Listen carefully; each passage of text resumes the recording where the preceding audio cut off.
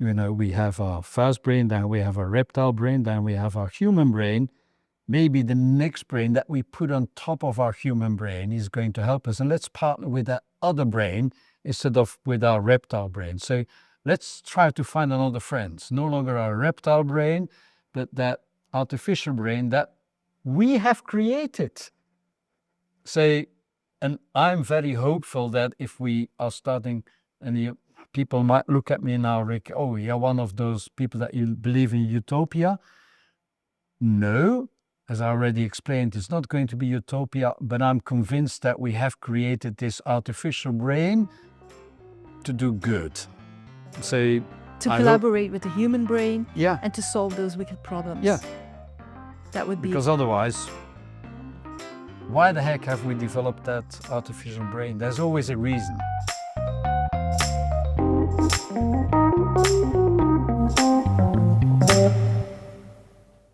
Hello, everyone, and welcome to the Care Principles podcast, a podcast in which I interview caring leaders, leaders who care, leaders who really believe that collaboration, agility, reliability, and empathy matters to create engaged and enthusiastic and motivated teams, but also brands and products that really matter for with real sustainable impact. Exactly. Yeah. Exactly. Welcome, Rik. Yeah, nice to be here. I'm so happy you're here. Yeah, I love to be here in this. Wow, what an amazing environment. Thank you so much. Thank you. For the people at home, the only thing you see is kind of white closet. Yeah. But you should see the rest of my interior. It's quite eclectic, isn't it? Yeah. She's got taste. Thank you. Thank you. Well, Rik, for the people who don't know you, who are you? I like to say that I'm a one-man traveling circus. I literally travel the world. I've done 63 countries since I started doing this in, what is it now? A little over 10 years. So literally traveling the world, trying to inspire companies to act upon what we love to call their day after tomorrow. I don't like to be called a futurologist, and I like to be called a futurologist because I don't predict the future. I don't have a crystal ball. You can buy a crystal ball at Amazon, but that doesn't really help you to predict the future. But I'm very aware that there is no such thing as the future. We decide today what the future is going to be like. And so I love to push companies and their leaders to act today. Don't wait for the future to happen, but make the future happen. And so I try to create impact. So I care. Yeah. Totally. And before that, I've been in business for like almost 20 years of my life. Large corporate organizations and family-owned businesses. So I've got a lot of experience on the other side of what I do today. Mm-hmm. And just to make it clear for the people who are listening and watching, you try to make impact and you try to raise awareness at companies through keynotes. You're an author, you write a lot of books. Keynotes and workshops, that's the two things I do. And I'm a very regular guest speaker at London Business School. You can find me almost every Monday because they call me the Monday morning guy, because I'm the one that opens up the weeks that it's management teams or large top 500 companies that send their management teams for a full week to London Business School. And in most of the cases, I do the opening. So I like to kick them awake. And then the real professors come in to fill their need. It's a nice one. I think we're going to talk a lot about kicking. But before we get into that, I would just first like to understand, how do you take care of yourself when you travel so much? Because you are indeed one of the most successful international keynote speakers that we have from Belgian origin, and you travel a lot. But how do you take care of yourself being on the road all the time? Not really, to be honest. No? No, I don't need much. I don't sleep a lot, but I have the advantage that I can sleep whenever and wherever. So that means that I hardly ever am suffering from a jet lag, because I arrive and I can sleep or I can stay awake. And so that's one of the advantages. And for the rest, I don't really do anything special to take care of myself. Because you look in shape. Yeah, but there's moments that you think, okay, I've turned 63 2 days ago. So I'm not, Congratulations. I call out myself a grumpy old dude, so I'm not that young anymore. But I seem to have at least as much energy as I had when I was 30 or 40 years old. So touch wood, and I don't find any There's wood no here. wood around us, Okay, no. but nature has been good for me and has been good to me. Yeah. So no, nothing No, nothing. really special. Okay. When I'm in a foreign city, I like to wake up early and have a walk in the morning, and that's about what I do. Never a map, never a plan. I just literally wander around in the city. And sometimes I discover something, and sometimes I discover nothing. Yeah. And that's enough to be emotionally, physically Yeah, prepared. exactly. Yeah. And then for the rest, I love to prepare what I'm going to do. And I can lose myself in preparing in the preparation process as such. People underestimate what it is to be a keynote speaker. If you are on stage and if there's a couple of hundred or a couple of thousand people waiting for you, that's a large responsibility. So you rehearse and you rehearse and you rehearse like not one time, not 10 times, but maybe sometimes 100 times before you actually go on stage. And then it looks like, oh, this is natural and he's born to do this. But that's not true. It's hard It's work. hard work, yeah. And it's lonely work. Mm-hmm. Yeah. So But- you need to be able to love being on your own. I can imagine. Yeah. And do you, I'm like, I don't know, a dwarf in keynote speaking next to a giant like you. But yeah, but I mean, I do like maybe, I don't know, maybe 5 keynotes a year, which is nothing compared to you. But then it becomes more difficult, no? Because there's a longer. I have the advantage that I can do 5, 6, 7 talks every week, which gets you into that flow. For me, it's part of the flow. Yeah. And every keynote is different, but it's not different. Yeah. No, Yeah. that's true. So probably that makes it more difficult for me. But I never had the ambition to become a full-time keynote speaker, although I love it. Yeah. But one of the things I wanted to talk about with you, just to understand if you also have it. So I love being on stage. Is something that I discovered recently after I've written my first book. So that was 2020, 2021. I was on the first stage. But afterwards, I feel so empty. Do you also have that? Oh yeah, absolutely. It's the most lonely job, but that's why I love to say that I'm a one-man traveling circus. You do your act, you get your applause, and then there's 2 options. Either you get your applause and you're part of a lineup, and in most of the cases, I either open or I close. So there's nobody for you. So you're on your own. And in most of the cases, I like to be picked up at the airport, and then the taxi drives me back to the airport. And when you go off stage, and even when you've been talking for 1 hour, there's always those 3 or 4 moments during your keynote that I missed something. I made a little mistake here. I should have built a bridge over there. There was a reaction in the room that I didn't expect, something like that. And there's nobody that you can share it with apart from yourself. And I think that's the case for most of the keynote speakers. You're the biggest critic of yourself. Mm-hmm. So what I do the very moment I arrive, I sit in that taxi, the first thing is I open up my laptop and start to reshuffle. Oh, really? Really, time and time and time again. So yeah, or the other option is you get off stage, and then there is that network event, and do you go to?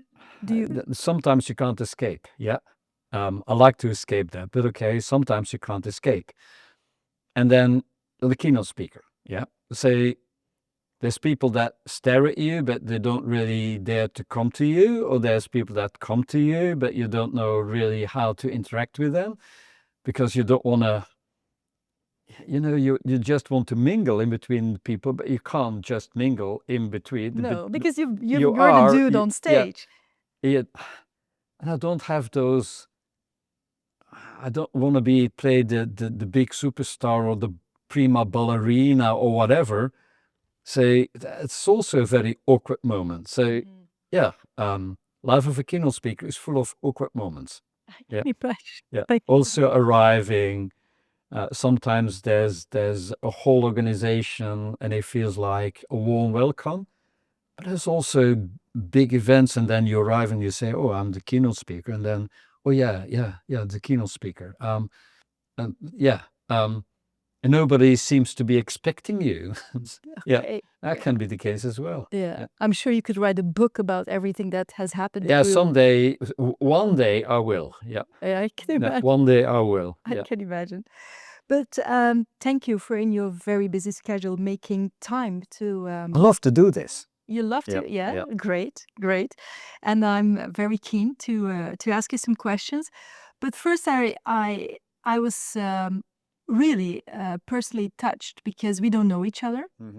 I have seen you on stage, but I was part of the awkward audience, so we never met in person. And I've listened to a podcast where you were the guest. Exactly. And that's how I got to know you. Exactly. It's the podcast from Bernard Moerman. Yeah. The Golden Who Cage. has become a good friend ever since. Really? Yeah. I didn't know him that well. I knew him, but he's become a friend. That's cool. Yeah. That's cool. He's and we're going to announce something in a couple of weeks. Oh, curious. Can you already announce it now? No. Oh, okay. So what triggered you in the podcast with Bernard? First of all, your personal background grabbed me. Yeah. That was a very touching. I can't remember what story. What did I? And then of course the care principles as such. Okay. Because they really touch me.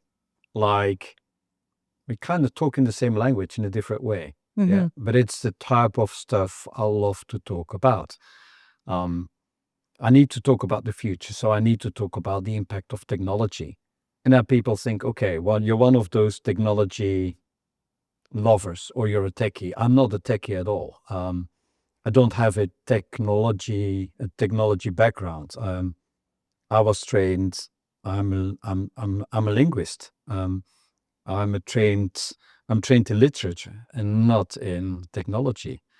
But you can't talk about the future without talking about technology. But I love to look at what is technology going to do with people, and how do we apply technology so people benefit from it. And so it touches upon your care principles. So I was listening to that podcast and listening to you talking about the care principles, and I thought, okay, I love him. So I want to meet, and that's something that I always love to do. That is, I want to meet the person behind the principles. I want to meet the person that I hear talking now. Who is she? That was more my first reaction. Nice. And that's also a compliment to Bernard. And totally. And what I really liked about Bernard is also I didn't know him, and he discovered my book in a bookshop, which is very rare with business books, as you know. And he invited me. He said, I found your book, I read your book, I think it's amazing. Would you be my guest in my podcast? And that's of course always great to meet fans and to meet people who love the idea of the care principles, because we live in a very uncaring world. And unfortunately, yes. And so sometimes I have the idea that I've developed a framework that nobody cares about. And it's of course not true, and I know that. But like you were saying about being a keynote speaker, as an independent consultant, you're also your biggest critic. Yeah. And as I see the world turn more and more uncaring, wars, AI who's making a wreckage of the job market, managers who seem to be more toxic than caring. But you see also more and more companies that seem to have forgotten what they were preaching like 3 or 4 years ago. Totally. Yeah. Inclusivity, diversity, sustainability. Yeah, it seems like, oh yeah, that was nice, but it's no longer necessary, so we're no longer going to do it. And I look at it and it's flabbergasting to see this. And it's hurting. Yeah. It is. It is. So that's why I'm always so happy when somebody like you, and then such important voice in business, is saying, "Well, I was touched from your message." Yeah. But what triggers you in the care principles? What aspect? It or brings which together a principle? couple of things that I'm a big believer in. I love to talk about, when you talk about technology and working together with technology, I love to talk about my 5 C's, which is critical thinking, collaboration, which is Exactly. something that we share. Critical thinking, collaboration, compassion. Which is basically care. Exactly, compassion, a very important one, because technology is not capable of feeling compassion. It doesn't feel, it has no intent, it has no accountability, it doesn't feel any real empathy. I like to talk about creativity. We underestimate what real creativity is and what it can mean. And I love to talk about curiosity. So, I do believe that the more technology is going to impact people and society, and it is, the more these 5 human skills will become important. And I recognized, I'm talking about those five C's, those 5 human skills of the future. And you were talking about your care principles, and I thought, okay, this is more or less the same. And then you feel like, people that believe in or try to spread kind of the same message into the world and hoping that it makes an impact. And I think if more people like us that do believe that, when you think about the future, there's always good, bad, and ugly. And we can only avoid the ugly and the bad if we focus on the good. And if we tell people what it means to be good and how good it is to be good. And the more people like us kind of connect and support each other's messages, the stronger that message will become. And we need that message for the moment. I couldn't agree more. But in reality, it's very tough because.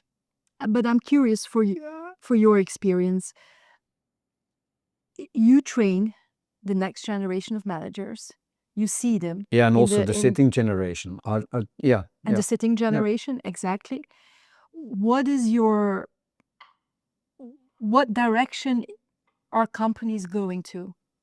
So you see them at the business school, in London Business School. I'm still hopeful. I think that is more goodwill, and will to do good and not the bad and the ugly in companies than I see in governments for the moment. If we talk to managers, even the managers of today, and I talk to top-end executives, they have 2 choices. Either they will be remembered as the generation that ruined it all and cut off their own companies from the future, or they're going to be remembered like the guys that had the courage to reframe their thinking, re-guide the journey of the organization, and made room for the next generation. And I see more and more executives that are willing to take that second path. Okay, the world is changing. Either I fight it, but that's stupid to do. So I'm not going to fight it. I'm going to be passionately curious. My latest book is about curiosity, and it's selling like crazy because it touches upon something that, You don't have to be coached to be curious. You are born passionately curious. And you kind of rediscover that we have to bring that back in business and in business life. And it's fun to do. And it's not only fun to do, but it's also, it brings, because it's still a company, it brings money. If you think about curiosity, it makes you better in spotting opportunities. It makes you better in putting the customer in the center of the universe, because if you are curious about your customer, then by definition, you are customer-centric. And if you're customer-centric, you become better in sales and in marketing. And if you're curious, you think that you have a solution. You want to find out whether that solution works or not. So it's going to make you better in experimentation. It's going to make you better in innovation. It's going to even make you better in execution of your ideas. And it's proven that curious leaders make better leaders. So if you think about it, better leaders, better in execution, better in innovation, better in sales, better in marketing, better in spotting opportunities, it's a money machine. And it's a money machine that is good for people and society at the same time. So, and the fact that I started talking about curiosity, that was already back in 2017 or 2018. And then it was just like, how it is in the keynote. It's like this 1 or 2 slides somewhere at the end that you want people to remember when you end your keynote. And I found out that that was really one of the things that resonated later on. So I thought, okay, I have something there, but why does it resonate? Why do people remember this? And then you find out, okay, they're looking for something that they can use, that they can believe, that they can relate to, and that's fun and business wise at the same time. So I'm a strong believer, and I think we have the moral obligation to be positive. And when I look at companies, when I look at executive leaders, I'm still positive about a potential future. Curiosity, it's one of, for me, it's one of the 5 ways, leadership skills to learn to become more agile. So for me, it's also very important. But what I see in reality, that the bigger an organization gets, the less people are stimulated to be curious, because they are risk averse. And when you're risk averse, you don't like curious people. I even also That's on why my leadership we say model. curiosity killed the cat. Yeah, Yeah. exactly. I've been in large corporate organizations. Risk avoidance used to be one of the most important KPIs in a company. Totally. It was not a KPI, but it was the result of a lot of KPIs is let's avoid risk. And in a pretty stable environment, that's only clever. Let's do today what we did yesterday because we know it, and let's do tomorrow what we do today, just a little bit better. That used to be good for business. That's why I've always been a pain in the ass for a lot of my managers, because I can't think like that. I like to change stuff. So I had managers that hated me for being that pain in the ass that wanted to change things when they thought, okay, they're working. Why would we have to change it? Now, for the moment, we live, and it's an open door. I don't have to talk about it anymore. I don't have to convince people anymore that we live in this perfect storm for the moment. And it's not only technology, it's, you were talking about it, who could have expected that I had to explain to my grandkids, what is a war, granddad? Why are people fighting? Why are people bombing one another? That we live in this trade war crisis, we live in a perfect storm. So I don't have to convince people anymore that the world out there is one big perfect storm. So if you think that you can avoid risk, that's your biggest risk. If you're not willing to adapt your agility to the outside world, and instead of waiting for stuff to happen, is to be proactive and act upon what might happen, and have the imagination to not look at your company as is, but what your company can become and your products can become and your market, your customers can become, if you're not taking any risk, and if you lock yourself in a status quo, for the moment, that's the biggest risk. So that's the paradox of risk avoidance for the moment. It's that risk avoidance is the biggest risk for the moment. And then you're looking for a perfect antidote. And the perfect antidote for me was curiosity. Mm-hmm. And you're absolutely right. So because companies are into risk avoidance, and that's the key in my book and how to boost the net curiosity score. It's not about making people more curious, because we were all born passionately curious. It's not something that you have to learn. It's something that's been locked up and that we have to unleash. And so it's about the environment. And then we touch upon your care principles again, because it's how do you ask the questions? The first question is, how likely is it that you or your people bring a little stupid idea to work? Yeah. Something that you think this might turn into something big, but it's small, it seems like insignificant, and it might be stupid. Do people dare to do that? Now, I know the answer in 99% of the companies, no, they don't. And so you're asking, okay, how come? And then you find out that there are two reasons, and that's about the environment. The first is somebody going to listen to that stupid little idea? Is somebody going to pay attention? Is somebody going to try to help you to bring that little stupid idea into something bigger? Are they going to see the spark? Are they going to see the potential? Are they going to see that this can become something or not? That's a second, that's environment. And the third is, do you tell your people it's good to be curious? And the fourth is, are you a role model or not? If a leader is not curious, don't expect your people to be curious, because You lead by it's lead by example. example. Totally. Mm. Yeah, and the thing that you say about environments, I call it culture. I see it so often in organizations because I help people and brands in transition. So I very often start with strategic work, positioning, repositioning, vision, values, things like that. And then I help leadership teams how to change the culture to adapt the brand and products to Yeah. really be future fit. And that culture change is so difficult because very often the organization has completely lost touch with the outside world.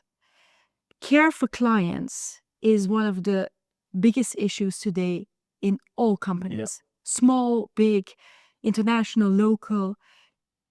All managers are so focused on firefighting, internal firefighting, that I always tell them, did you just, don't even go outside? Did you look outside of the window to see how your consumer has changed or how your market has changed? And they go like, we don't have time for that, Isabel. We don't have time for that. And I just like, yeah, but you need to spend time doing that. So creating that culture in which asking questions, asking silly questions. Why do we do this? Why do we still have that product that nobody buys anymore? Those why questions, they are not allowed. Yeah. So, it's regaining,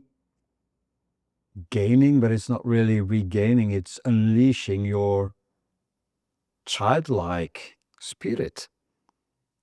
Children are why monsters. They're asking why 400 times every single day, because that's the one and only way you get to know the outside world and get to understand the outside world.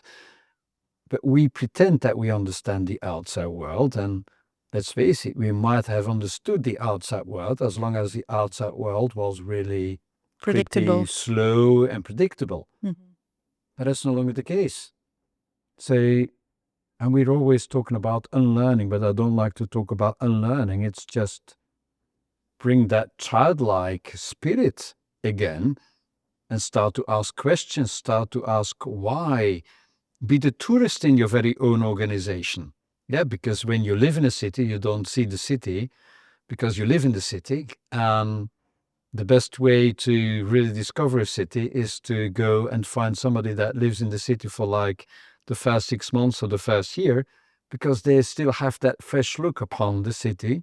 Um, and that's exactly the same in an organization. So we have to bring that spirit again. Don't look from within the organization, but look upon your organization. Why do we do stuff? Why do we think that these are our customers? Why do we think that these are the best products for our customers? Why? I mean, and you're absolutely right. And the advantage that I have is that I'm asked. I mean, I'm invited to do this. Yeah, this is my USP as a keynote speaker. So I have the advantage that I'm supposed to kick ass and to bring that in a positive way. So I kick ass, but I don't like to make him afraid. Mhm. That's also not my. It's not my. It's Your not who I am. personality. I like to kick ass to shake him awake, but then to give them something positive to hang on to. And that is the 5 C's, and that is the curiosity. And that's what I found in your care principles as well. They're not negative, they're positive. Mhm. But it also, we can talk for hours about the compelling reason to change. Companies need to change, and there's a compelling reason to change. The world out there is changing. But let's face it, that's negative and it's non-directional. So it's not really motivational. But it is something that gets you into, hey, we need to do something. But what you focus on, and what I try to focus on as well, is you also need to develop a vision, because that's positive and that gives direction. And your care principles are a guideline to give direction. It's up to every company to fill that in and to do something with it, but at least it's a guideline. And it also helps because you have the compelling reason to change, negative and non-directional. Then you have a vision, positive and directional. But then you also need to translate it into, but what are you actually going to do today, tomorrow, the day after tomorrow? Not in 3 years' time, but today. And these are the first steps. And when I was listening to the podcast, I thought, okay, I'm a keynote speaker, so I do the first and the second. I talk about the compelling reason to change and how to not wait for the burning platform, but to avoid the burning platform by having and developing vision. And that's what I say in my keynotes. Okay, guys, I'm very sorry. I do the inspirational part, and I know how easy that is, and I get the applause at the end. You guys have to do the hard work, because I'm going to inspire you. I might give you some sparks of energy, then it's up to you. You're more into consultancy. That means that you focus more, and which is necessary to not only developing the vision together, but how do you develop the vision? How do you apply your care principles? And what are the steps that you're going to take to get there? Totally. But the truth is, Rik, that from the 10 clients that I do, 9 of them call me too late. There's 1 in 10 that is brilliantly ahead of the market, ahead of the tsunami that is coming. And I work with an extremely caring CEO who says, okay, let's prepare the future and let's care more. And 9 out of 10, they call me when it's too late. And when it's, I wouldn't say it is impossible to change the tides, but it's really, really tough. I have an exercise, and it's an exercise I introduced, like most of our exercises. They always start with, I need to improvise, because I feel when I run my workshops, and on the business school, I run a full day. So you have the advantage of having in between 20 and 60 people in my classroom, literally my classroom, top-end executives. And from time to time, you feel that you need to introduce a different type of workshop. Sometimes that works, and sometimes you think, okay, this could have been better. But from time to time, you have to improvise. So most of my workshops that I run today are the result of something I tried, and then it works. One of the exercises, and I've been running it yesterday for a large Belgian organization, is the 3 boxes exercise. I love it. And Explain it. it's so damned simple, Yeah. but it's okay. And forget about your day-to-day business. You were talking about the fire brigade and putting out fires. I do exactly the same. I tell them, forget all your business titles. You're all working for the fire brigade. You're all firefighters. And how come? Now, let's do an exercise. And the exercise is forget about all your fires, but have that surfer spirit. So we all know that the waves, that what is really going to impact your business is not going to come out of what you do today and do tomorrow, but it's happening somewhere on that wide open ocean. So take your board and go and surf the waves of change. And take your time to do that. So forget about your daily business and go out and do that. But then come back on the beach and think about the waves that you've felt, that you've been seeing, that you've been observing. And just imagine that there are 3 boxes on that beach, a green, an orange, and a red. In the green box, you put those waves of change that you think, okay, it's very early, but let's observe them. Because you never know that they start to grow, and when they start to grow, they might become either a threat or an opportunity. When they start to grow, take them out of the green box and put them in the orange box. And the orange box is where real innovation happens. It might become a threat, but if you're very early, then you might turn that potential threat into an opportunity. And that means that there might not be a business case yet, but if you can imagine a business case and if you can develop a business case, you develop something that is really new and really innovational. And if you wait too long, it'll become red. And the red box is, I'm late. I might be too late. And then becomes a TINA. What's a TINA? A TINA is the thing that you cannot avoid. There is no alternative. I need to do it. And it consumes all your time, money, and energy. And in the end, you're only catching up. And you don't have time in your organization to look for the next green. And so they run that exercise, and I give them half an hour. Put 3 waves of change into the green box, 3 waves of change in the orange box, and 3 waves of change in the red box. There's a lot of discussions going on around the table. A lot. Because some people might put, let's say, AI in the green box, and others are going to say, no, this is already bloody red. So that type of discussions. And after they've run the exercise for half an hour, I'm not really asking them, what did you put in each box? But I'm asking them about the process. And a lot of discussions. They realize we should do this way more often because we never do this. But I also ask them, what's the easy box and what's the difficult box? The easy box is a red box because it is there, it's plain, you see it in front of you. So that's why most companies are very good in red. And let's face it, most companies call red innovation. But that's not innovation, it's only catching up. And they never have an orange box. And what you are referring to is they should call you when they take something out of the green, put it in the orange, and then ask for your help, because then it's still the moment that you can turn a potential threat into an opportunity. Because when it's red and when they call you, it's already red.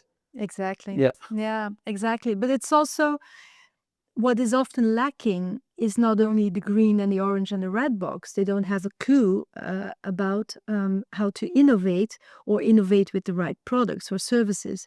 But what is all very often lacking is a clear and compelling vision. Yeah.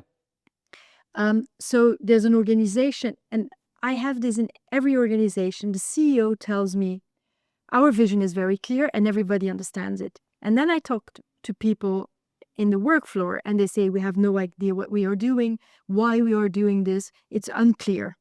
And that difference between what the top thinks and is working on and then what people on the floor thinks and are working on, there's such a huge gap.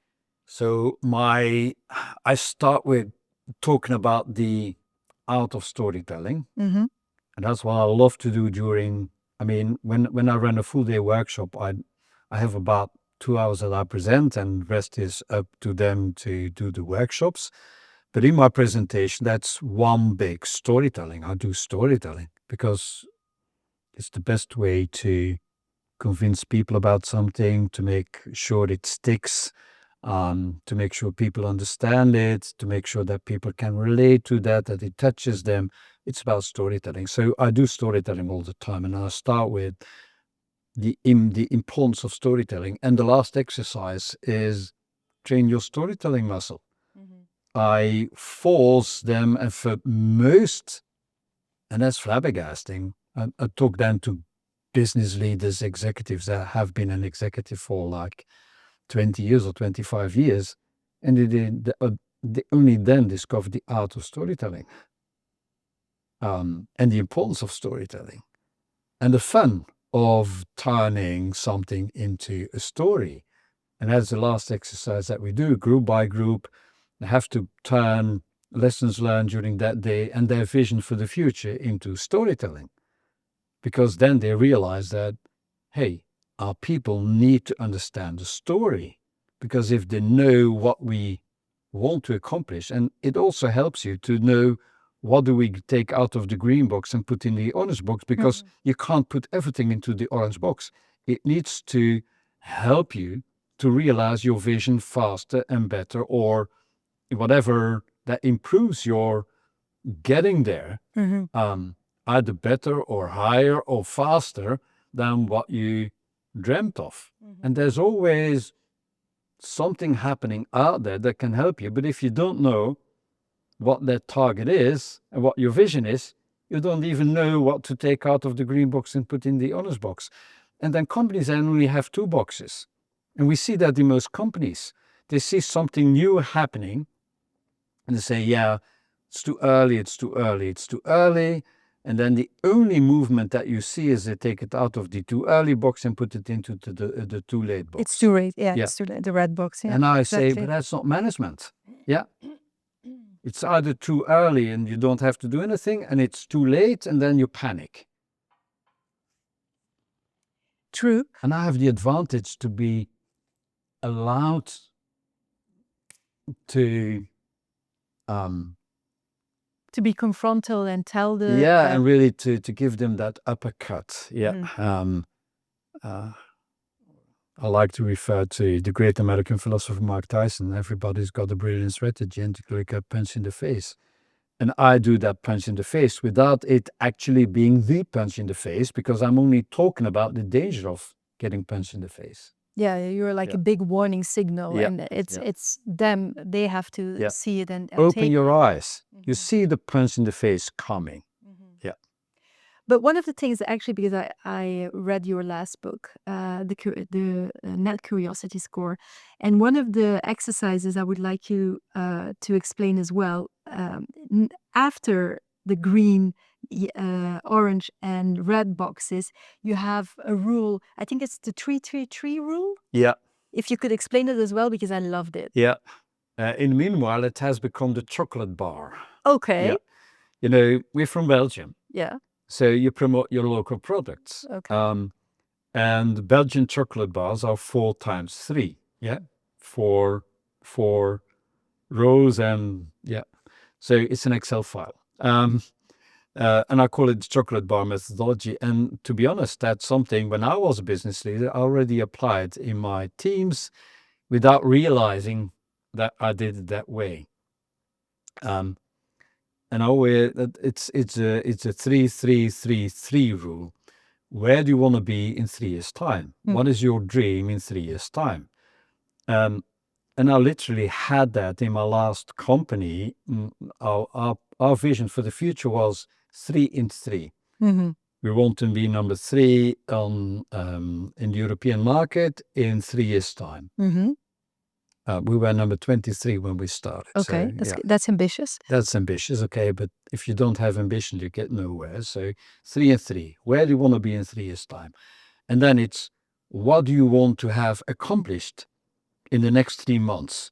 Because if you don't have anything, that is already a first step on your way to what you want to realize in 3 years' time, in the next 3 months, Nothing will forget it. change. Yeah. Because you're not moving. You don't have accomplished anything, and then it's not going to happen in 6 months, it's not going to happen in a year, and then it'll be 3 years before you actually realize that it's been 3 years. And it happens all the time. Okay, if you want to have something accomplished in the next 3 months, what is it that you're going to experiment with in the next 3 weeks? Because if you don't start an experiment in the next 3 weeks and try to find out whether it's going to work or not, you will have nothing in the next 3 months. You will not reach your goal in the next 3 years. And then the next is, what the heck are we going to kickstart in the next 3 days? Exactly. Because if you don't start in the next 3 days, you forget about it. It's 1 week, it's 2 weeks, it's 3 weeks. Oh, we should have already been experimenting, because we will never make that 3 months. We will never make that 3 years. So it's 3, 3, 3, 3. I love that. I love that, because it makes it very concrete and actionable. And I'm going to use that one, because I often do these workshops with clients, and then they're all pumped up when they go home, and they're full of ideas, and they have oxygen again, because I pull them out of the day to day. But then they get back to the office. But for me, that's part of the final exercise. So the final presentation that they have to do is they have to present that vision. Where do you want to be in 2040? Because I love to talk about 2040. And I have a reason for that. But then, okay, if you want to be there in 2040, what is it that you want to realize in the first 3 years? Because otherwise it's going to be 2037 and you're way too late. So what are you going to realize before 2030? That's the next 3 years. That's tomorrow. That's tomorrow, yeah. And say they need to also present that and make that promise to themselves. And the fact that you have all those executive leaders that need to present that to one another, you get a certain vibe into the room. And also yesterday, and I can't mention the name of the company, but it's a very well-known, very established, very status quo type of company in the Belgian market. They were surprising themselves with, wow, this is actually something that we can start doing tomorrow. And then the next is, why don't we do it? Let's just do it. And say, I don't have to force them to make that promise. It's kind of, wow.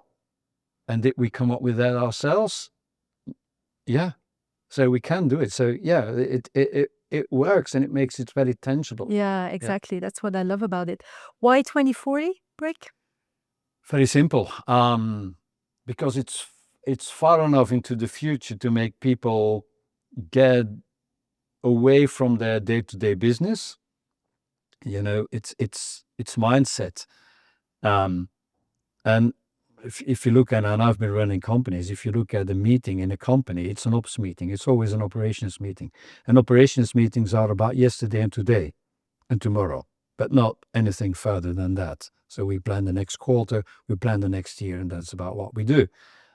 It's an operations meeting. And when your mind is in an operations meeting, you can't think about the future, because the future is more abstract and is not something that you can predict and that you can relate to something that you do today. So I needed to find something that was far enough into the future to drag them out of the daily reality, so 2040. And at the same time, I needed something that was close enough to get them into action. And I like to refer to 2040, and then I see people's faces, and then you see that people think, okay, Rik, 2040, come on, man, we don't have time for 2040. And then most of them won't be there anymore. Yeah, again, but then it's about what legacy do you give to the next generation. And I like to relate it to, if you want to be ready for 2040, you need to start today. And in my keynote, in my workshops, I already talked about the financial crisis of 2008, and I kind of tricked them into reacting like, yeah, feels like yesterday. So they've already confirmed to me that 2008 feels like yesterday. And then I talk about 2040. It's tomorrow. and as tomorrow, because 2008 is further into the past than 2040 is into the future. So if 2008 feels like yesterday and you just confirmed it feels like yesterday, then you need to realize that 2040 is going to be tomorrow. And tomorrow you're going to open up your eyes and going to say, oh, we should have done something in 2026. We should have done something in 2028, but now it's too late. And if they're not convinced yet, it's a movie that everybody knows. I like to refer to Back to the Future. When in 1985 Martin McFly took the DeLorean, flew back into 1955, and you see that movie, you realize that when he changes something in 1955, takes the DeLorean, flies back to 1985, that 1985 will be different. And then I tell the audience, look, I've got good news and bad news. The bad news is there's no DeLorean parked outside. So you can't fly back and change digitization. You can't change AI. It's all there. But you can look where you are, and today is your past of the future. So whatever you change today is going to influence your 2040. But you can't wait for 2035 because then it's too late to make that difference. You need to start acting upon that today. I want to talk about something else, Rik. As you mentioned, you've been in business before you were a keynote speaker. You've been a CEO of several companies. If, in retrospect, were you a caring boss? I've, at the end, yeah. What changed that you say at the end? Yeah, I made my first real career moves in the 90s. And the world was different in the 90s. As a manager, you're also part of the general environment, of the general vibes in management. And it has got to do with your own age, your own ambition, but also with the business environment that you live in. So we were pretty, if I compare it with management today, we were hard, cold, I wouldn't say toxic because we were fair, but we were hard and ambitious. I wouldn't do it that way anymore today, but it kind of fitted the young urban professionals that we were in the 90s. Ambitious, driven. I always wanted the position of my boss because I always thought I can do that better than he can. And in most of the cases, that was the case. And what made you change next to the societal changes? A couple of the very first time that you are at a level that all of a sudden you have to close down the factory and you have to lay off like not tens but a couple of hundred of people, and you start to realize that the damage that this causes in their personal lives, your own kids, becoming granddad makes a hell of a difference. And age, you get softer. Okay. Yeah, you get softer and harder at the same time. Yeah, there's a couple of things that you don't forgive. Or it's not about forgiving, but that get on your nerves a little bit easier than when you're young. You don't have the patience, and you don't think, okay, I'm not going to waste my time on this. So you get a little bit harder on a couple of things, but you get softer on interactions, people, relationships, and on thinking about how to lead the company. But it's easy. I stopped leading companies in real business in 2010. And why did you stop? Because the company, we sold the company, and then I had been my own boss for 7 years. And then you sell a company and you the company becomes part of a bigger organization again, and then you really become part of that big organization again. And that was, for me, was like going back in time for like 7 years, because I came out of that position in a large international company where I had an amazing job title, but you're part of the machine. And then I had the opportunity to run the machine for like 7 years. And then what you have been running, your baby, becomes part of a big machine again. And so the choice is, do I want to be part of that big machine again? Yes or no? And my answer was no.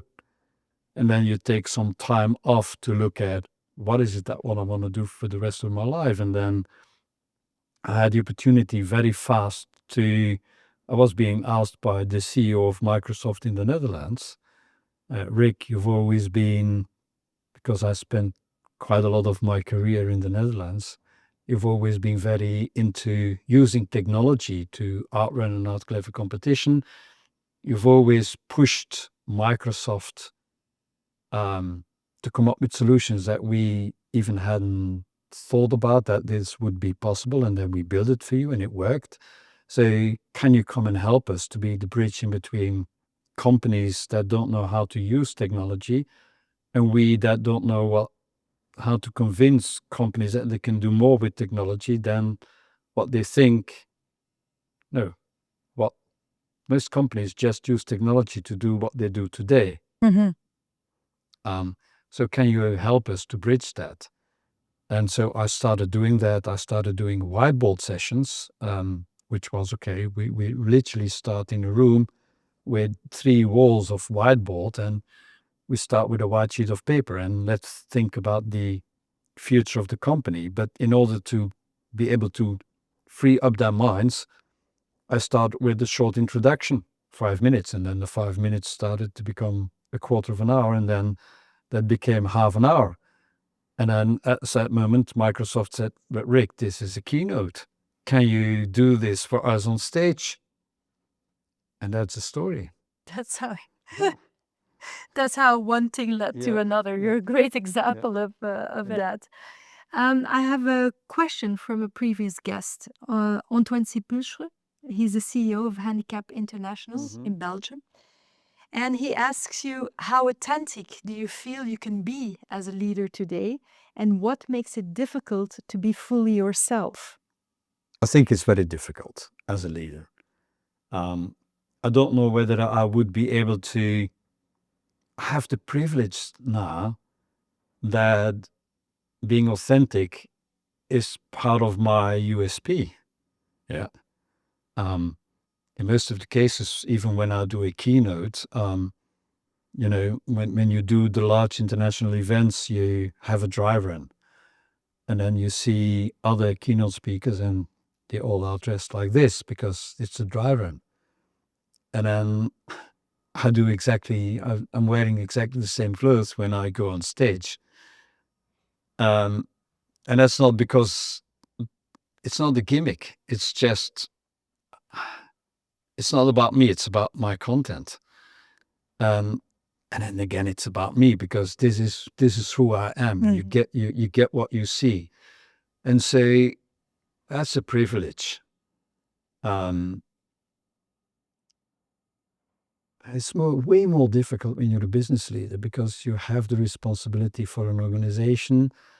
You have to be careful how things can be interpreted, how things can be translated.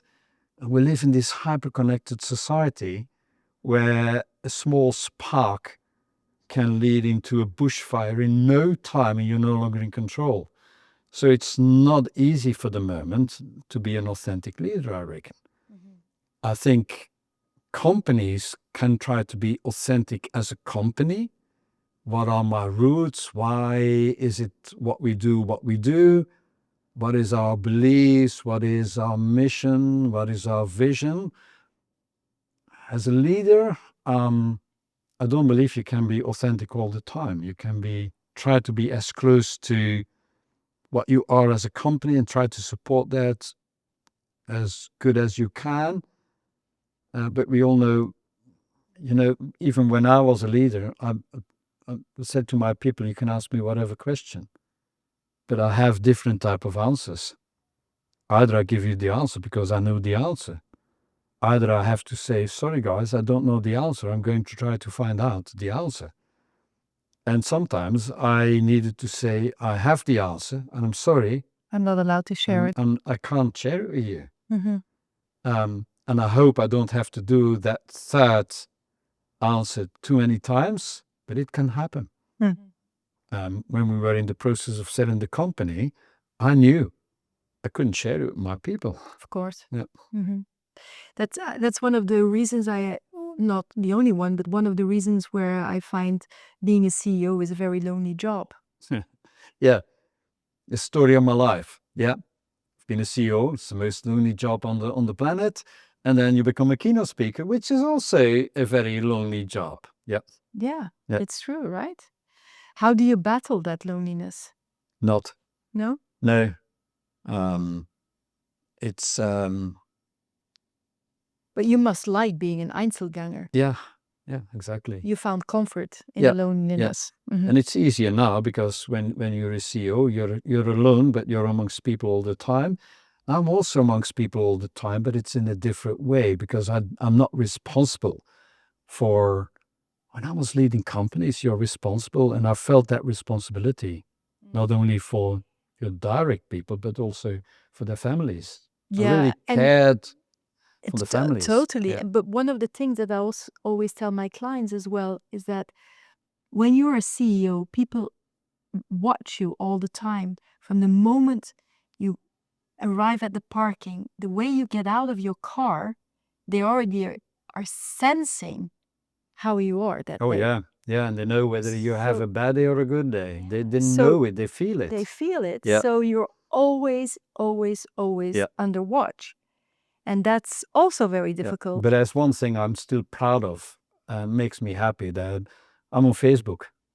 And I don't do much on Facebook, but I've got a lot of people that worked in my factory still on Facebook as my friends. I've never been that type of leader that felt like I'm more than they are. And it was not a gimmick. That was really, I had people working in my factory that had been my friends at school. Okay. Yeah. Say, you make a certain career and they make a different type of career. Say, then you don't feel that much difference. We played football together. He was one of my best friends, and now he's working in my factory, and I'm his CEO. But we're still the same people. So it makes that really was, okay, I have a certain job within this company and I'm responsible. It's stupid if I think about it, but I signed all my internal emails by TIIC, the idiot in charge. I don't know anything. If you don't inform me, I'm going to take the wrong decisions because in the end, I'm the guy in charge. So I have to say okay or not okay all day long, because that's what you do as a CEO. You say okay, not okay, given the information that you get from your people. And so the better you inform me, the better my decisions. But I'm in charge in the end, and consider me the idiot in charge. So you have to inform me. Totally. And that was not a gimmick, because I was leading a production company. There were engineers working for me. Engineers are a different species that's, in most cases, a lot more clever than I am. But in the end, I was in charge. True. And being human and humble is one of the things that I think ego very often takes over, and then... Yeah, but that's a danger zone.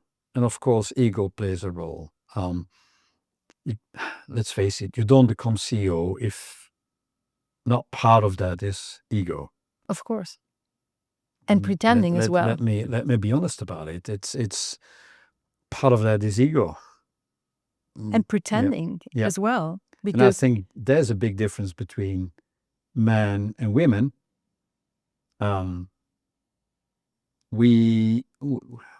we get blinded from time to time by our own ego.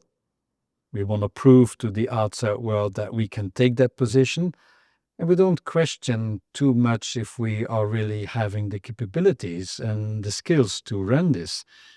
While I saw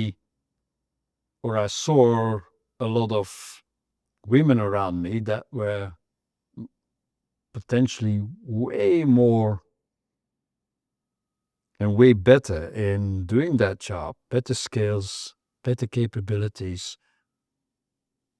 but we're also better in realizing, okay, there's a couple of skills and capabilities that we might not have to run this job. While men, me included, were way more blinded by, I want this job, and I mean, And I'll trigger. I'll get over the problem when. oh yeah, Yeah, and exactly. I'll solve it or That not. that is indeed that's a big difference between women and men. Women also applying for a promotion, they look at the things that they can't yet Yeah. do, and so they say, I won't apply for the promotion, while men say, okay. But I've always been very aware of that. Yeah, So, but did you help women then? oh Because yeah, that's my second part. Okay, absolutely, because that is very important, that absolutely. men help women, because I see it too often that the boys' club remains the boys' Oh no, club. no, I've never and been men part of the boys' club. promoting You don't men. find me in any of the boys' clubs as well. Okay, thank God. Yeah, and not on the real boys' clubs, like, and I'm not going to mention any of the names of the business schools. I teach at a business school, but I've never been part of one of those boys' clubs. Okay. Yeah. Okay, but that's good. Okay, but that's good. No, because women have that, and then if the boys or the men don't support the women who have the talent, well, of course they lack some skills. Everybody's lacking skills to push them and to promote them. Then we will never get to that And I'm not inclusive, lying. You diverse can world. check that anytime. I'm not part of any of the boys' clubs. That's great. Yeah. That's good to hear. Yeah. I'm very happy with that. Rik, I would like to end on the topic of humanity, empathy for humans in this very fast changing world due to technology, AI. What is your vision on where do we stand as humans as we have more and more agentic agents, as we have more and more AI driven solutions? Where does that leave us humans? There's a couple of things that I need to talk about AI. So I'm talking about AI. And one of the things I say about AI is, and I zoom into empathy and collaboration. And about collaboration, I tell everybody in the room, don't ever make the mistake to consider AI or an agentic AI, whatever you call it, because we're juggling around with those names and those buzzwords. Don't ever look at it like it's a colleague. It's not a colleague. It has no intent and it is not accountable. So by definition, it's not a colleague. It is a tool. It might act or seem to act like a human being. Because that's but what it's it does. not a human being. It has no intent and it has no accountability. So it remains a tool. So I'd also, and the second is empathy. I remember, I'm one of the co-founders of Nextwork, so we take companies to Silicon Valley a couple of times every single year. And I remember traveling to San Francisco and talking 2015, 2016, talking to one of the leading people in AI, Pieter Abel, Belgian guy, professor at Berkeley University, director of the Berkeley Artificial Intelligence Lab. So one of the leading people in artificial intelligence. And I still remember, and I will never forget it, that when he was talking about AI, at that moment, we were all looking like, oh, AI, and someday it's going to happen. And he kept saying, you need two things for AI. You need a lot of data. So also a lot of computing power to feed AI with a lot of data. And you need a reward structure. You need to tell AI what it needs to do. And the reward structure and the input are important. Now, empathy. Can you explain what empathy is exactly? People can explain it to people because you're people. Yeah. Part of it you need to explain. You don't need to explain it because we understand it, because we understand it. But if you're talking to an AI, and if you have to explain what empathy is to an AI, you have to explain the unexplainable. You have to explain feelings. And feelings are feelings. We call it feelings because you can't explain them. You feel them. So we have to explain the unexplainable to an AI when we want an AI to mimic, because that's the best that an AI can do. It mimics, to mimic empathy. Now it can mimic empathy to some extent, but after a while we're going to start to realize this is not a human being. Because human beings don't just mimic. When they start to mimic at a certain moment, you find out it's only mimicking, and that's exactly what's going to happen with AI. So I'm a big believer that your care principles and also my 5 Cs are going to be the main differentiator in the future. Because let's face it, AI will become a commodity. It's already a commodity. That's the nice, not only the nice way, but the flabbergasting thing about it, that in 2015 it was science fiction, in 2023 it became science fact, and today is already a commodity. And if it's a commodity, it's not a differentiator. It doesn't make any difference. Yeah, if you don't do it as a company, you miss, the commodity. But it's not the commodity that's going to make the difference. It's what you do with that commodity and how do you interact with your customers. And as a brand, now it's your territory. As a brand, your products, how do they interact and how do your people interact with your customers? That's going to be the main differentiator. Mm-hmm. So you have a lot of hope for humans. They will be the differentiator. We're going to rediscover the importance of being human. Absolutely. So the more the world is going to digitize, the more that is going to happen. AI will become part of our daily lives. It's the internet times a billion or a zillion, the impact. But we're going to rediscover, and it's already happening, the impact of humans and the value of humans. But how do you put that towards what we read every day, companies firing hundreds and thousands of employees that are being replaced by AI? How do you marry those two thoughts, Rik? Companies are driven by making money. And for the moment, they think, hope, know that they can save quite a lot of money by replacing people by AI. But I don't know whether that is going to be creating value in the long term. So for the short term, absolutely. Long term, I don't know. And there's a couple of reasons. First of all, we don't pay enough for AI for the moment. Mm-hmm. We think it's free of charge, but it's not free of charge. It consumes quite a lot of energy. Mm-hmm. So we're not paying. I mean, none of those big AI companies is making money for the moment. So how the heck are they ever going to make money unless they're going to charge for you or me or companies using AI? So that's the first danger. You replace 5,000 people by AI, and then you think, okay, that's quite a lot of money that we've saved.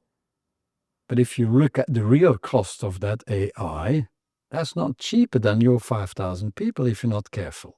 Mm-hmm. It's cheaper for the moment, but the question is, will it remain to be cheaper than those 5,000 people? And will it be as good in the future? And will it become a differentiator in the future or not? And I'm not convinced about that. Mm-hmm. Yeah. One of the worries that I also have is about your data. You put all your data into systems that don't belong to you. Mm-hmm. So somebody somewhere in Silicon Valley is seeing all of your potential. Not company secrets. I'm not talking about that, but you put in a lot of data into the systems now. Whether it's a Chinese system or an American system, but it's systems out of your the circle of trust that you have. It's a big issue, I find. It's a big issue. But okay, I do understand from an economical point of view, I do understand companies that take that decision, but I'm not convinced it's wise. I don't say it's not, don't say it is wise. Again, I'm curious what is going to happen. Let's find out. Next to curiosity, what other skills do you believe in that leaders should develop or look at if they want to remain relevant in the future? Yeah, for certain, one of your principles, empathy, absolutely. Curiosity, empathy are absolutely necessary. And, develop that, the mindset of a kid, learn all the time. I translate it into, but now already given away, part of the book I'm writing for the moment. I call it the Alice leadership principle. From Alice in Wonderland, from right? Alice in Wonderland. You love Alice in Wonderland. Absolutely. It's the most important business book of the moment. And I call it Alice leadership. Train your awareness. Keep learning. Allow imagination. Be passionately curious and run experiments. And I think if you combine that, if you're aware about the changes in the outside world, if you know that you have to keep on learning, if you allow imagination and not look at things as they are, but look at things as they can become, if you're passionately curious and ask questions all the time, and if you dare to run experiments and don't think that you know, but only try to find out whether what you thought you knew was correct or not, then I think you're a good leader. And that's not new. It's more relevant than ever, but it's not new. It's always been, if you look at good leaders of companies, they always were good in awareness. They were always good in keep on learning. They were always good in imagination. That's true. It's true. But somehow we kind of partly got lost along the way, I think. Maybe it was too easy for... It was too easy, and we lived in a bubble. We're always talking about the AI bubble or the internet bubble, but we forget that we were living in a bubble. We created a life or a business environment where we thought that life was stable and that the business environment was stable. It was never stable.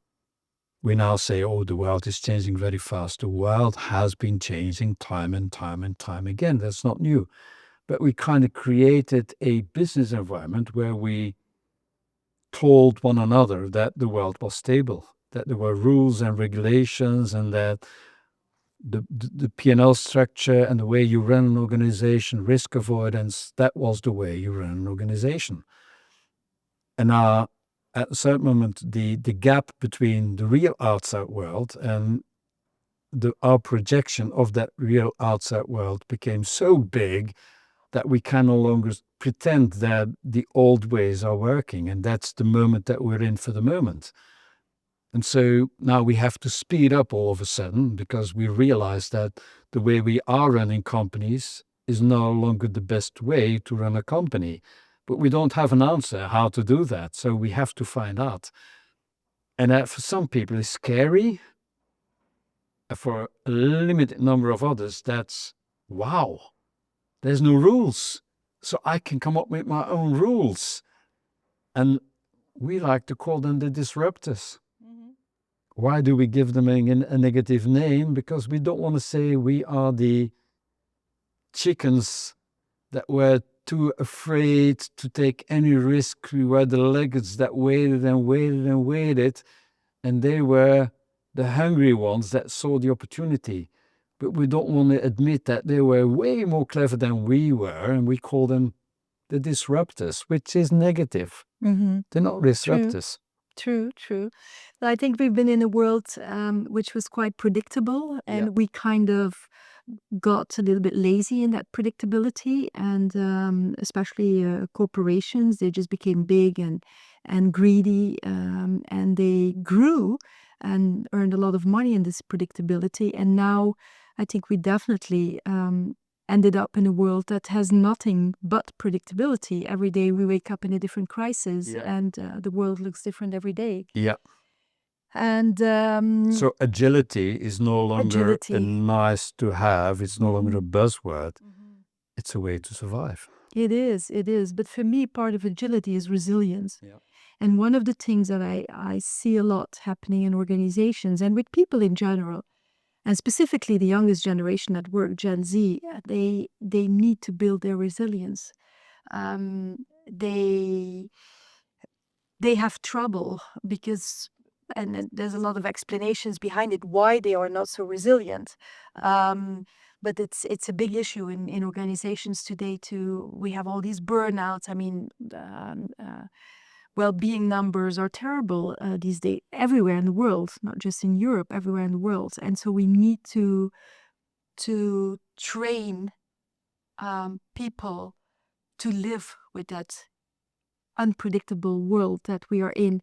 Train them to be agile, but also train them in positivity and in seeing the glass half full instead of always half empty. And that's what I'm trying in this book that I'm writing. You can look at the world as is. It's Alice. So I'm talking about the Alice principle. If you look at this world through the lens of the old world, then this world is not Wonderland, it's Horrorland. And of course you get into a burnout because of this is frightening. And we have to let go. And that means that we have to look at exactly the same world through the looking glass. And forget about the old world, because the old world, let's face it, people, it's not coming back. This T-shirt, it's one of the drawings of my book, The Guide to the Ecosystem Economy. So it was made in 2019, and that was during COVID-19. And everybody said, oh, after COVID-19, we go back to normal. And I said, no, it has just started. We're wrong. There's no normal anymore. We won't go back to normal. I didn't know it would be this frightening.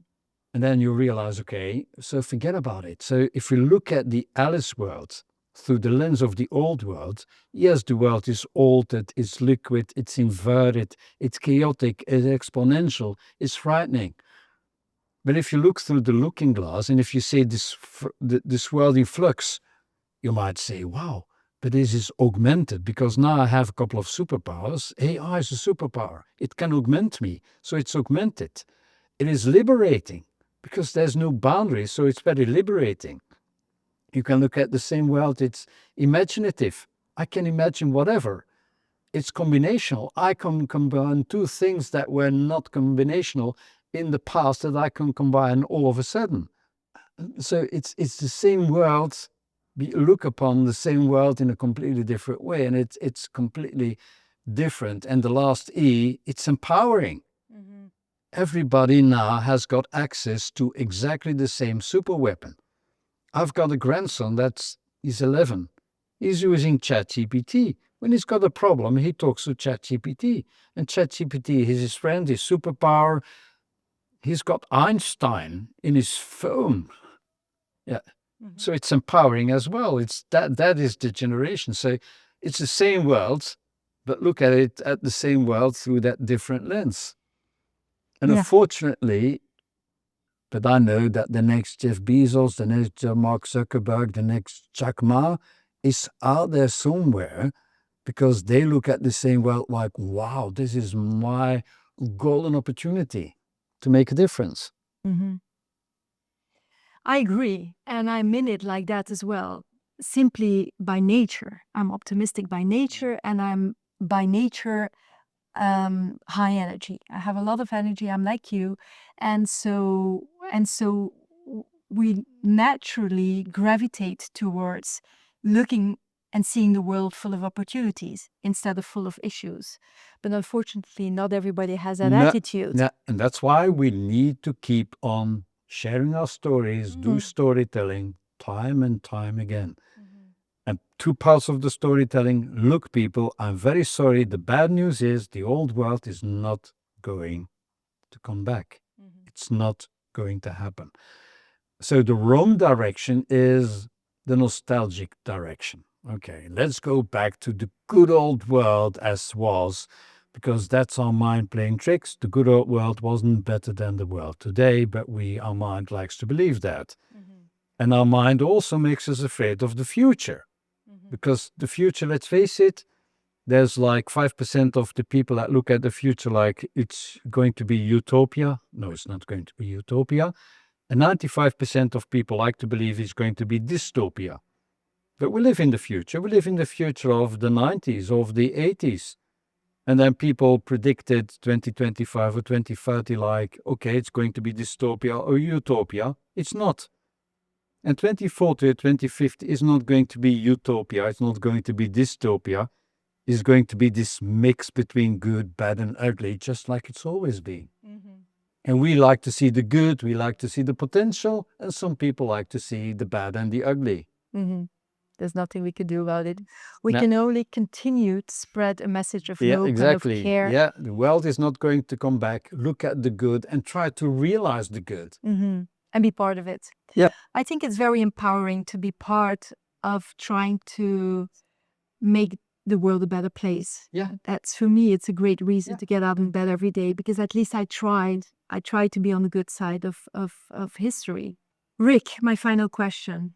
Think we are in 2040 and I have this conversation with you again. What will make you happy then? What accomplishment? What, on a personal and on a business level, where will you be in the ideal world? On a personal level, I've written a piece about it not that long ago. Okay. 2040. I hope that in 2040 I can be the Keith Richards of keynote speakers. Yeah. Okay. So you'll continue? I continue. Okay. Maybe not at the same pace as what I do today. Okay. But from time to time that I get out of my cottage somewhere, or my farmhouse somewhere, and where I have my retreat and my rest and my peace, and do a tour. Yeah. So that's on a personal level. And I hope that, and that's not hope, I'm convinced that some people laugh at AI for the moment. Okay, look at AI, and we had big expectations and big hope, and look what people only do with AI. But then you project the potential of this superpower by the limitations of people. Most people have no imagination. Yeah, luckily there are a number of people that have imagination. Okay, it's null. You can't look at AI and say, look, it's a hype, because people are only using it for this. That's why people are only using it for this. But it has so much potential. So I hope, and I've written about it in the Guide to the Ecosystem Economy, there's so many wicked problems ahead of us, and wicked problems are very complicated problems that have no one-stop solution. It is a solution in flux, and every time you have a solution, there will be consequences, and you have to deal with the consequences. People are lousy at wicked problems because we like to have only a limited number, or our mind can only deal with a limited number of variables, and we like to come up with one solution, and then that's a solution. And if you look at climate, if you look at economy, if you look at migration, if you look at all the problems ahead of us, they're all wicked problems. And we will need support to help us to solve the wicked problems. Because for the moment, we are trying to solve wicked problems using our reptile brain. Yeah. We have a president that runs the whole world for the moment using his reptile brain. Now, the reptile brain is not going to help us to solve all those wicked problems. Say, maybe there's, we have our first brain, then we have our reptile brain, then we have our human brain. Maybe the next brain that we put on top of our human brain is going to help us. And let's partner with that other brain instead of with our reptile brain. So let's try to find another friend. No longer our reptile brain, but that artificial brain that we have created. So, and I'm very hopeful that if we are starting, and people might look at me now, Rik, oh, you're one of those people that you believe in utopia. No. As I already explained, it's not going to be utopia, but I'm convinced that we have created this artificial brain to do good. So to collaborate with the human brain, yeah, and to solve those wicked problems. Yeah. That would because otherwise, why the heck have we developed that artificial brain? There's always a reason. Mm-hmm. Mm-hmm. Let's hope. Let's hope that by 2040 we are both here with the artificial brain plugged into somewhere into our arm, and we just push it, and it. I don't know what you do in the car, but in the car to my way here, I'm talking to my large language models. I've got Einstein with me in my car. I can deep dive into issues. I can deep dive into, I want to find more about this. I want to know more about that. What about this? How is that interacted? How is that interrelated? I mean, it's a time of my life. Because you're very curious, of course, Rik. Yeah. And then the large language models, they really help you in feeding your curiosity. Exactly, yeah. So that's wonderful. Thank you so much, Rik, for being my guest. No, thank you for being here. And again, enjoying this. One day you have to do something with a camera so people can see what I'm talking about. Yeah. Well, for now, and by the way, thank you also for this amazing coffee. That was my pleasure and my husband's pleasure, Caffeination Coffee, which is not the sponsor of this podcast, by the way. And I didn't mean to do product placement. No. But if it's for a good company, that's totally fine. Thank you so much again for watching. Thank you for listening to the Care Principles podcast. The Care Principles, 4 principles: collaboration, agility, reliability, and empathy. And again, we didn't talk so much about it because I just love to dive into the brilliant minds of my podcast guests. If you want to know more about the Care Principles, do check thecareprinciples.com and buy the book and see how we can help you. Thank you and take care. Check out thecareprinciples.com and see how we can help you. Thank you and take care.